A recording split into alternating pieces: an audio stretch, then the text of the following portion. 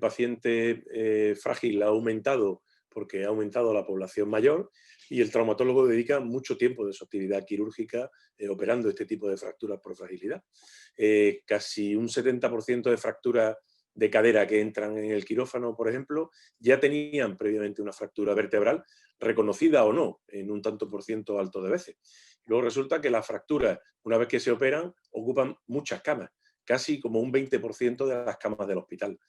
Y luego, por otra parte, dentro del quirófano nos supone un reto quirúrgico porque dificulta la fijación de todos los materiales que nosotros le ponemos a la hora de intentar arreglar la fractura y porque muchas veces esa mala calidad ósea hace que fracase el implante cuando se pone o que se rompa el hueso por debajo del implante porque es más duro el implante que el pobre hueso que queda y muchas veces lleva también a una reintervención por estas fatalidades.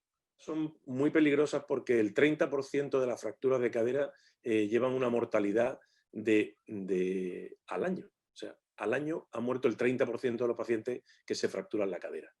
Y esto que en otras patologías, como puede ser el infarto o puede ser el ictus, la población lo tiene asumido y es dramático, la población, ni siquiera tampoco muchas veces los profesionales, tenemos asumido que es un drama social y familiar y personal de cada paciente.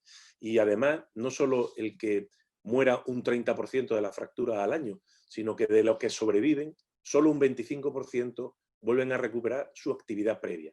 Y eso es tremendo. Y un 50% de los que sobreviven quedan limitados en alguna de sus áreas de actividad, necesitando ayuda en esas actividades. Pero es que un 25% de los que se fracturan la cadera y sobreviven jamás vuelven a andar. Entonces, estos son datos muy preocupantes y por eso son muy peligrosas.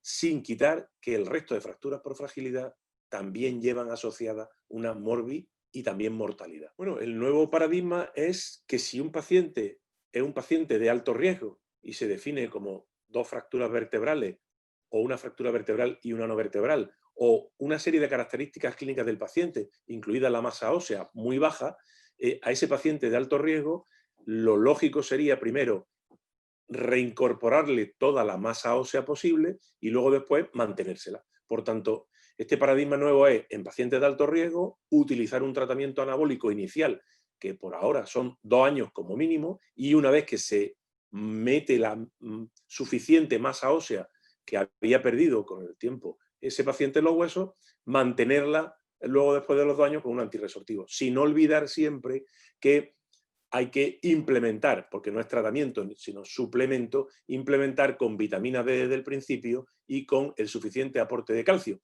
Que el paciente lo pueda hacer con dieta, perfecto, el calcio, y si no, pues habrá que incorporárselo de forma farmacológica. El tratamiento ha avanzado mucho porque la industria farmacéutica ha apostado mucho por la investigación, porque hay como 3 partes de lo que se ha avanzado. Uno de ellos es el tratamiento farmacológico.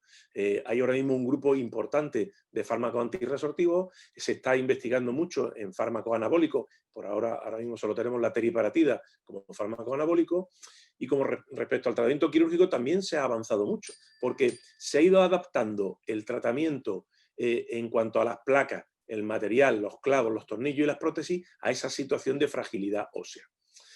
Respecto al tratamiento no farmacológico, que también es muy importante, también se ha avanzado. ¿Por qué? Porque está calando la idea, que es muy buena, que el paciente no solo hay que hacerle una rehabilitación postquirúrgica, sino que si el paciente hace una rehabilitación y fisioterapia prequirúrgica, y por ejemplo está ahí el tai chi, que ha demostrado con evidencia científica que sirve, el paciente se cae menos, aumenta más el tono de la masa muscular, que ahí podríamos hablar mucho tiempo de la sarcopenia y de lo importante que es el músculo y también el hueso, y eso hace que tengan más calidad de vida. Siempre el tratamiento, en cualquier faceta de la medicina y sobre todo en osteoporosis, debe ser individualizado. Hay que valorar una serie de situaciones clínicas del paciente, hablarlo con el paciente y también que el paciente sepa cuáles son sus expectativas.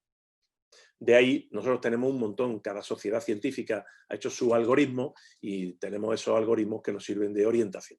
Yo creo que es muy importante el tratamiento osteoformador. ¿Por qué? Porque ese paciente que ha ido perdiendo masa ósea, con el tratamiento osteoformador consigue aumentar la masa ósea, en muchas situaciones volver a la masa que tenía antes, y eso hace que disminuya el riesgo de nueva fractura. El que disminuye el riesgo de nueva fractura es un aporte fundamental al paciente porque le va a evitar nuevos sufrimientos. Muy importante la prevención secundaria porque una fractura por fragilidad aumenta siempre el riesgo de nueva fractura, de futura fractura. Y es triste que ahora mismo la mayoría de los hospitales, cuando un paciente se trata por fractura por fragilidad, se va del hospital con poco tratamiento. De hecho, solo el 20% de los pacientes que tienen una fractura por fragilidad se van del hospital o se siguen en consulta o por el médico de cabecera implementando un tratamiento para su fractura por fragilidad. Luego, si uno tiene tratamiento y disminuye el riesgo de fractura, será muy importante, y por eso es importante la prevención secundaria. El traumatólogo tiene en este sentido un papel fundamental, porque el traumatólogo muchas veces es el único, el primero y a veces el último que ve este tipo de fractura por fragilidad. El panorama va a ser que los traumatólogos vamos a tener mucho trabajo, porque la fractura de cadera, que tiene una alta incidencia, resulta que además cuando un paciente se fractura, tiene una incidencia del 5 al 10% de nueva fractura de cadera, y eso habitualmente ocurre el 50% de las veces en los 3 años siguientes a haber tenido esa fractura de cadera. Y luego, un dato que llama la atención y que siempre es recordado por la gente es que se produce una fractura de fragilidad en el mundo cada 3 segundos. Por tanto, o cada 20 segundos una fractura de cadera. Quiere decirse, las fracturas por fragilidad han aumentado, suponen un reto para el cirujano, pero también suponen un problema sociosanitario muy importante, porque afectan, y no lo olvidemos, muy negativamente al paciente, pero también al entorno. Cuando un paciente se fractura, también lo sufre la familia y también lo sufre la sociedad en la que convive. Y está claro que cuanto una sociedad es más avanzada, más recursos dedica a la prevención y más recursos dedica a la rehabilitación.